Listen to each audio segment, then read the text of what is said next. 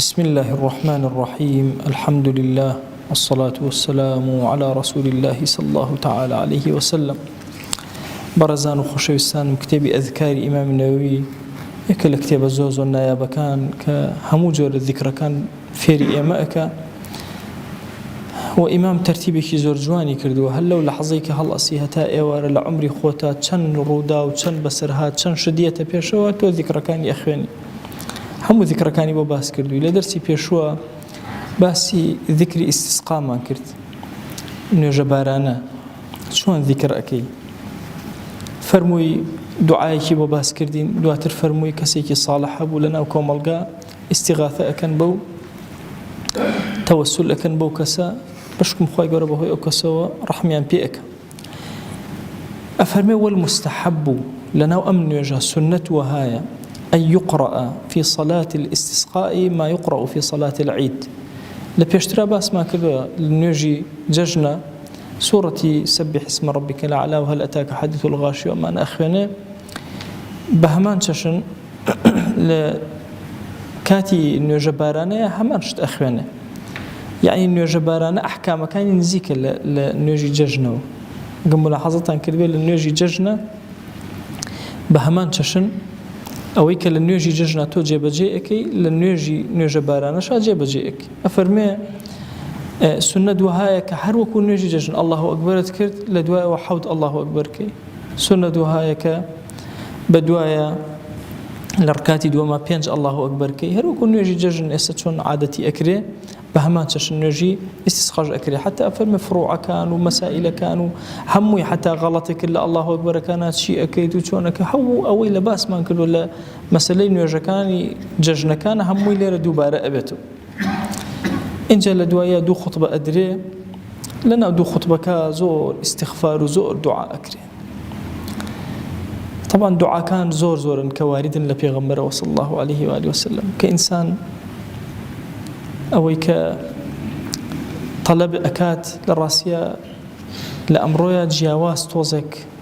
لمسألة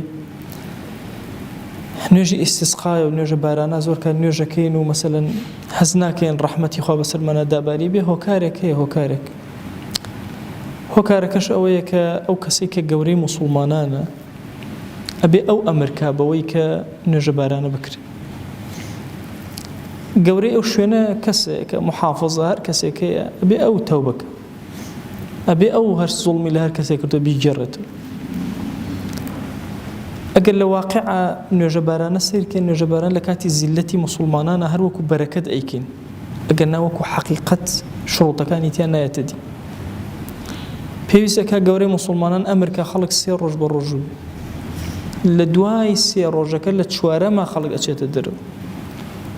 لتشوارا ما همو التوبة أكا بالتوبة وقريان وبارانو أسنان در وإشار كام جليان زور شر أول بركة طبعا لهمو كوبونا وكانت تو جوانترين جلي لبرك لجمعتا لججنتا لخسوف وكسوفا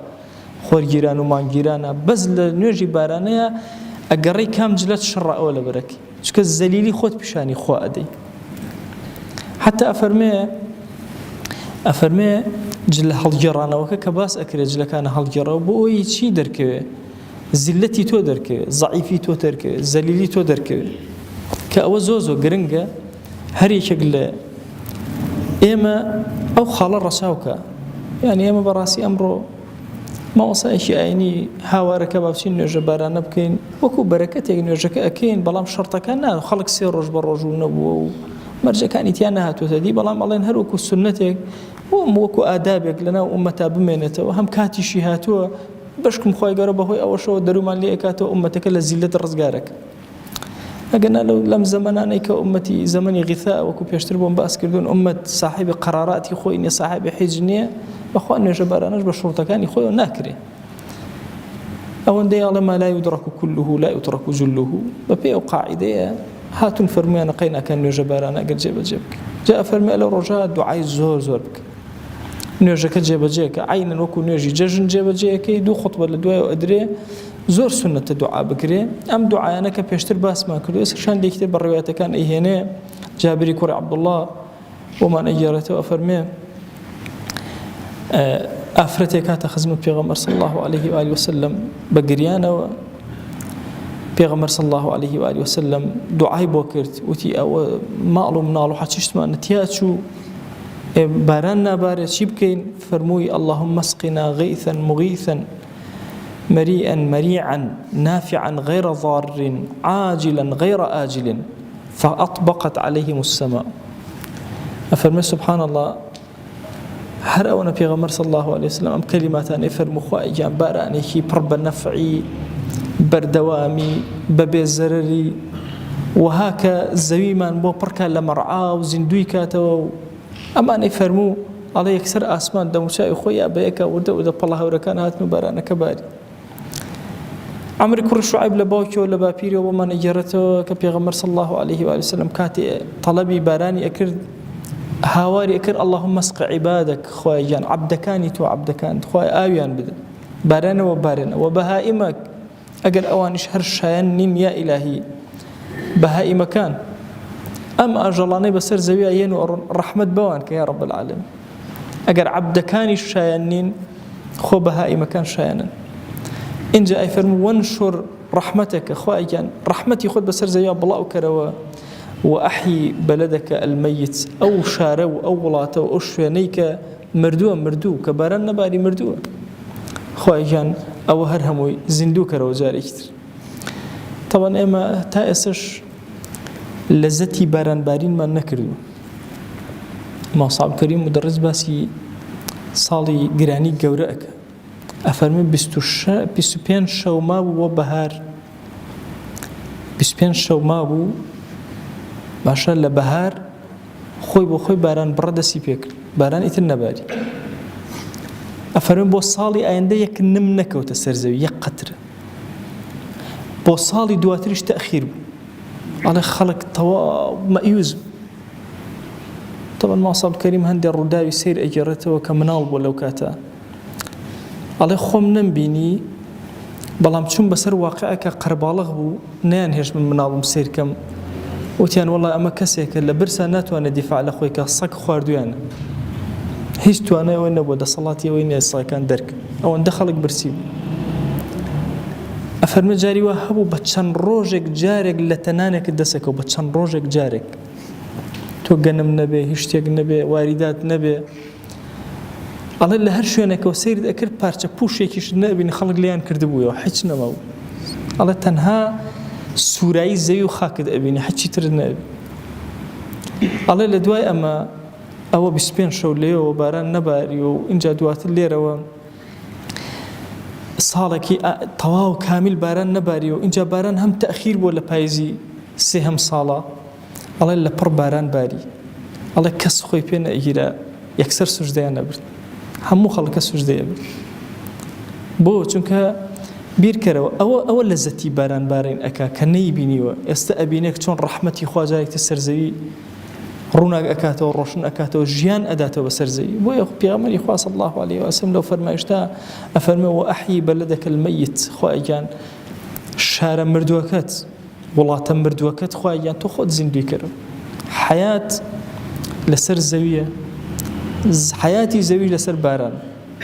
اگر انسان پارچه زوی کی بچوکی هيا آوي أدا نازانه چون آوي بدا كمي أدا زوري أدا صوز نابه آوي زوري أدا زرد أبي آوي كمي أدا هر زرد أبي نازانه چي لك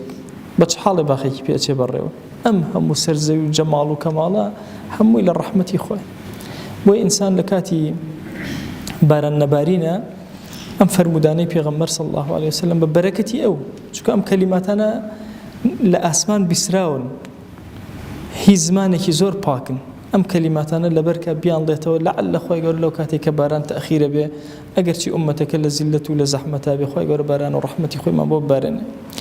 داو أكين ذاتي باش برودقار آرامي بس الضل ما ناب بارن بس الروح ما ناب بارن بس الجيان ما ناب بارن بس عاقبته آخرته مردن وقور ما ناب بارن خوي أبو خاطري قوري خوت أم كلماتنا كلا خزمتي أنا أوسين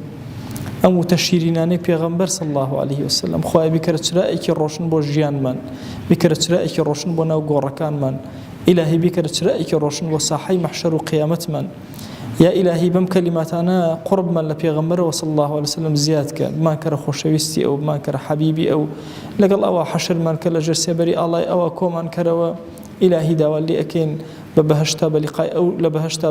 بلقاء أو شاد من كي يا رب العالمين خواء داوالي أكين لقناه هدايك باكمان ببورا خواء لقناه هدايك باكمان ببورا خواء لقناه هدايك باكمان ببورا خواء داوالي أكين برحمته بزي خود همو دعاءك برزي أكين وإلهي لمن قبولك آمين آمين والحمد لله رب العالمين وصلى الله على سيدنا محمد وعلى آله وصحبه وسلم تسليما كثيرا أبدا إلى يوم الدين خوي يقول لقناه من الشيء وجبوري خوي يقول لمن قبولك